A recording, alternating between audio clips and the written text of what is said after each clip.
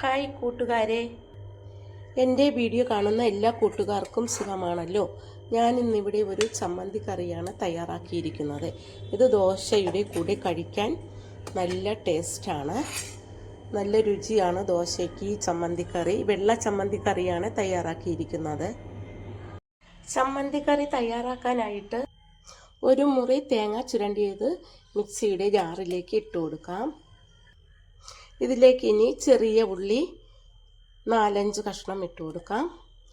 4 പച്ചമുളക് ഇട്ട് കൊടുക്കാം. ഒരു ചെറിയ കഷ്ണം ഇഞ്ചിയാണിത്, അത് അതിലേക്ക് ഇട്ട് കൊടുക്കാം. എരിവിനനുസരിച്ച് മുളക് ചേർത്താൽ മതിയാകും. ഇതിലേക്ക് കുറച്ച് വെള്ളം ഒഴിച്ച് നന്നായിട്ട് അരച്ചെടുക്കാം. ഇതുപോലെയാണ് അരച്ചെടുത്തത്, നല്ല കട്ടിയായിട്ടാണ് അരച്ചെടുത്തത്. ഇനി ഒരു പാൻ സ്റ്റൗവിലേക്ക് വെച്ച് കൊടുക്കാം. പാൻ ചൂടാകുമ്പോൾ അതിലേക്ക് 1 സ്പൂൺ വെളിച്ചെണ്ണ ഒഴിച്ചു കൊടുക്കാം. എണ്ണ ചൂടായി കഴിയുമ്പോൾ അതിലേക്ക് 1/2 സ്പൂൺ കടുക് ചേർത്ത് കൊടുക്കാം. കടുകെല്ലാം പൊട്ടി കഴിയുമ്പോൾ അതിലേക്ക് ചെറിയ ഉള്ളി നൈസായിട്ട് അരിഞ്ഞത് ചേർത്ത് കൊടുക്കാം. ഇതിലേക്ക് ഇനി 2 വറ്റൽ മുളക് പിച്ചി ഇട്ട് കൊടുക്കാം. ഒരു കൊത്ത് കറിവേപ്പില കൂടി ചേർത്ത് കൊടുക്കാം. ഇപ്പോൾ ഉള്ളിയൊക്കെ മൂത്ത് ബ്രൗൺ നിറമായി.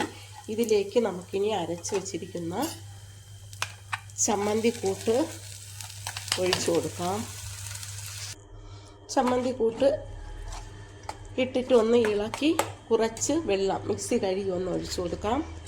എന്നിട്ട് നമുക്കിനി ഇതിലേക്ക് ആവശ്യത്തിനുള്ള ഉപ്പ് ചേർത്ത് കൊടുക്കാം. ഉപ്പും കൂടി ആവശ്യത്തിന് ചേർത്ത് ഇളക്കി കൊടുക്കാം. എന്നിട്ട് നമുക്ക് തീ ഓഫ് ചെയ്യാം. ഇത് ദോശയുടെ കൂടെ കഴിക്കാൻ നല്ല ചമ്മന്തി കറിയാണ്.